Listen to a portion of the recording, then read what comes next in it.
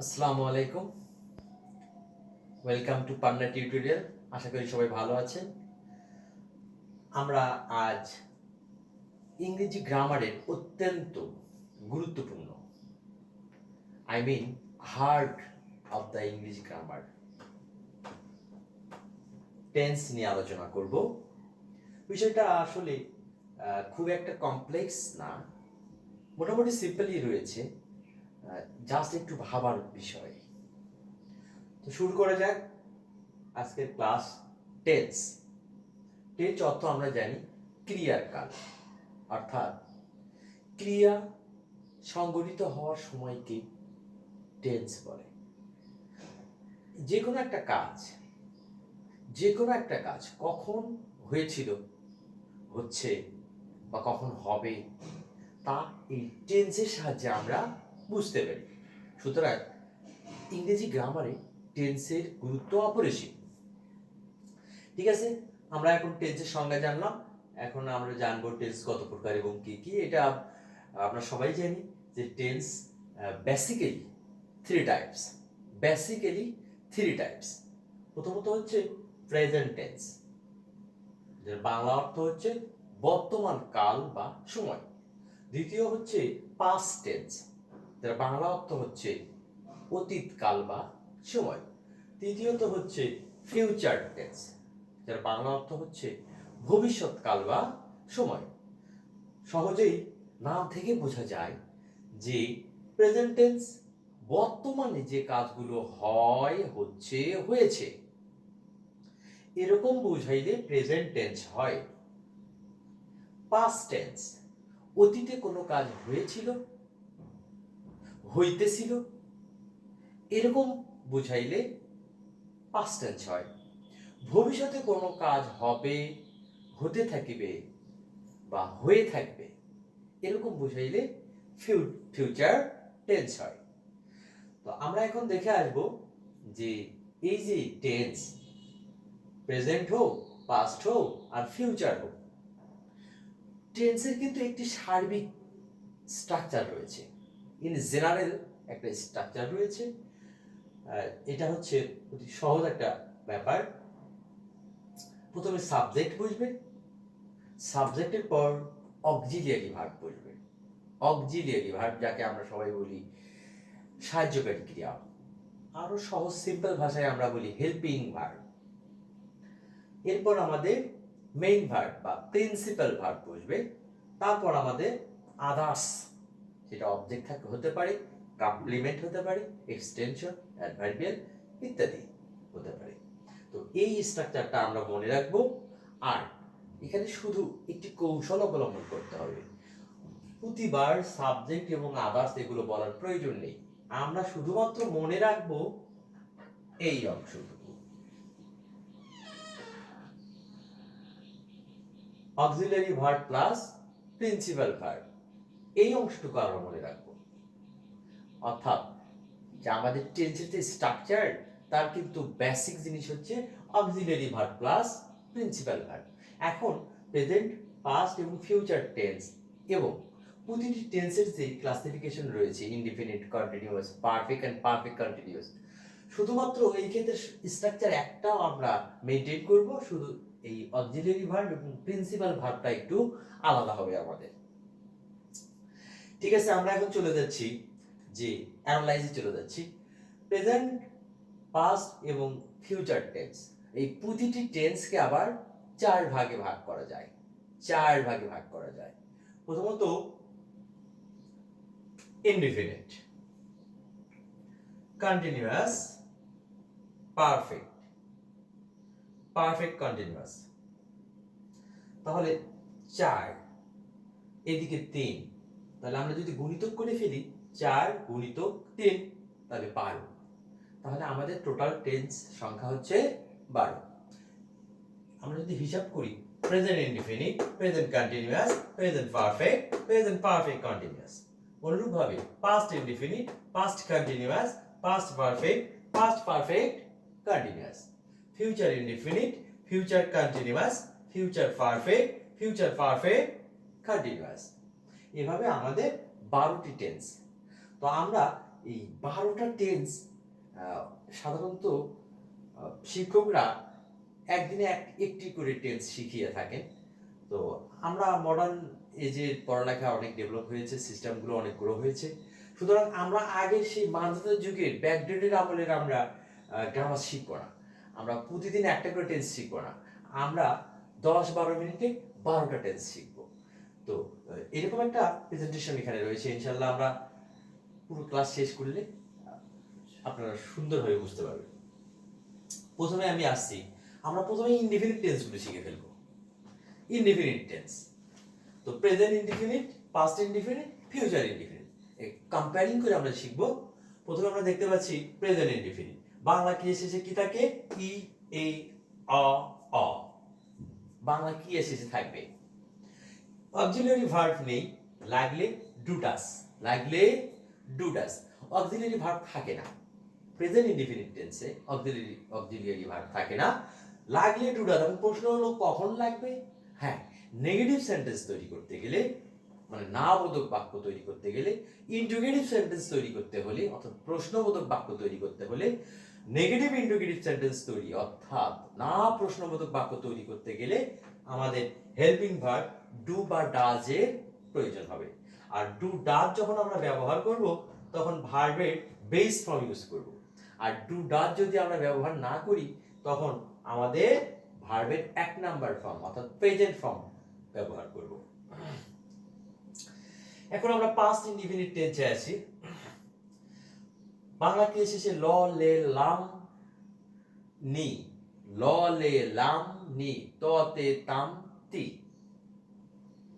থাকবে। উল্লেখ্য negative sentence হইলে নি থাকে, নেগেটিভ সেন্টেন্সে নি থাকে। আচ্ছা, অক্সিলারি ভার্ব নেই, লাগলে ডিড, অর্থাৎ পাস্ট ইনডিফিনিট টেন্স এবং প্রেজেন্ট ইনডিফিনিট টেন্সের অক্সিলারি ভার্ব থাকবে না। তো প্রেজেন্ট ইনডিফিনিট টেন্সের ক্ষেত্রে আমরা ডু ডাজ ব্যবহার করেছিলাম, পাস্ট ইনডিফিনিট টেন্সের ক্ষেত্রে আমরা অক্সিলারি ভার্ব ডিড ব্যবহার করব। একই রকম নিয়ম যে নেগেটিভ ইন্টিগ্রেটিভ, নেগেটিভ ইন্টিগ্রেটিভ এই 3 প্রকার সেন্টেন্সে আমরা ডিড ব্যবহার করব। ডিড ব্যবহার করলে আমরা অবশ্যই প্রিন্সিপাল ভার্বের বেস ফর্ম ইউজ করব, প্রিন্সিপাল ভার্বের বেস ফর্ম ইউজ করব।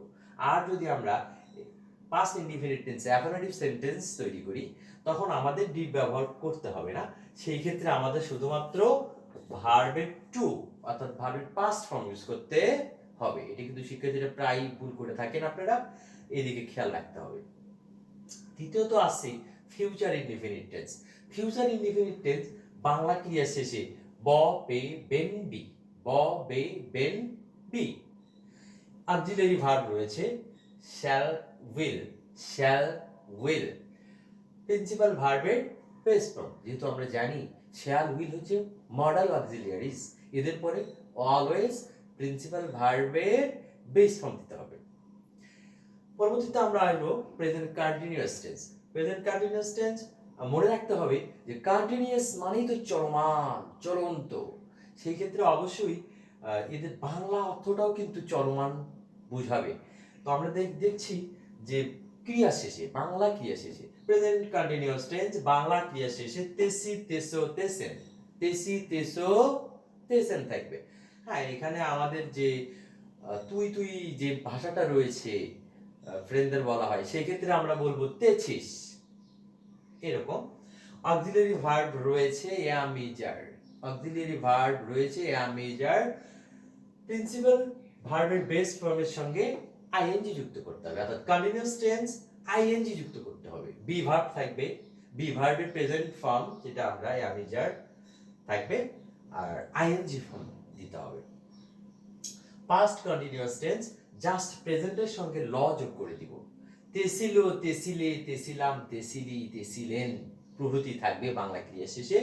আর অক্সিলারি ভার্ব, এই প্রেজেন্ট ইনডিফিনিট টেন্সের যে অক্সিলারি ভার্ব ছিল বি প্রেজেন্ট ফর্ম, সেটারই জাস্ট পাস্ট ফর্ম করতে হবে। Auxiliary verb was, were, was, were. Principal ভার্বের বেস ফর্ম প্লাস আইএনজি, যথারীতি কন্টিনিউয়াস টেন্স আমরা দেখতে পাচ্ছি তিনটাই কিন্তু আইএনজি যুক্ত করতে হবে। এরপর আমরা চলে আসছি ফিউচার কন্টিনিউয়াস টেন্স। বাংলা ক্রিয়া শেষে থাকবে তেব, তেবে, তেবে, তেব, তেবে, তেবেন। এই তেবটা আমি সংক্ষিপ্ত করেছি করিতে থাকিবে, খাইতে থাকিবে, এরকম আমি শর্ট ফর্ম ইউজ করেছি তেব, তেবে, তেবেন। অক্সিলারি ভার্ব রয়েছে shall be, will be, principal verb এর base form plus ING form, base form plus ING form. অর্থাৎ আমরা দেখতে পাচ্ছি যে প্রতিটি কন্টিনিউয়াস টেন্সে প্রিন্সিপাল ভার্বের বেস ফর্মের সঙ্গে আইএনজি যুক্ত হয়েছে। এরপর আমরা আসবো পারফেক্ট টেন্স। প্রথমত প্রেজেন্ট পারফেক্ট টেন্স। তো পারফেক্ট টেন্সের বাংলা ক্রিয়া শেষে থাকবে আসি, আসো, আসেন, নাইনি। আসি, আসো, আসেন, নাইনি। নেগেটিভ সেন্টেন্সের ক্ষেত্রে নাই বা নি থাকে, আমি কাজটি করিয়াছি, আমি কাজটি করি নাই বা করিনি। বাংলা কি অক্সিলারি ভার্ব থাকবে হ্যাভ, হ্যাজ। প্রিন্সিপাল ভার্বের 3 নাম্বার ফর্ম অর্থাৎ পাস্ট পার্টিসিপাল ফর্ম। তাহলে আমরা দেখতে পাচ্ছি পারফেক্ট টেন্স গুলো, প্রতিটি পারফেক্ট টেন্সের বৈশিষ্ট্য হচ্ছে বাংলা ক্রিয়া শেষে আ থাকবে এবং প্রিন্সিপাল ভার্ব আমাদের অক্সিলারি ভার্ব হিসেবে হ্যাভ টু হ্যাভ ভার্ব ব্যবহার করতে হবে, আর প্রিন্সিপাল ভার্বের third form past participle form use করতে হবে। পাস্ট পারফেক্ট টেন্স আসিল, আসিলে, আসিলাম। আমরা দেখতে পাচ্ছি জাস্ট প্রেজেন্টের সঙ্গে ল যোগ করে দিলেই আমরা পাস্ট পেয়ে যাই। বাংলা ক্রিয়া শেষে আসিল, আসিলে, আসিলাম, আসিলি প্রভৃতি থাকবে।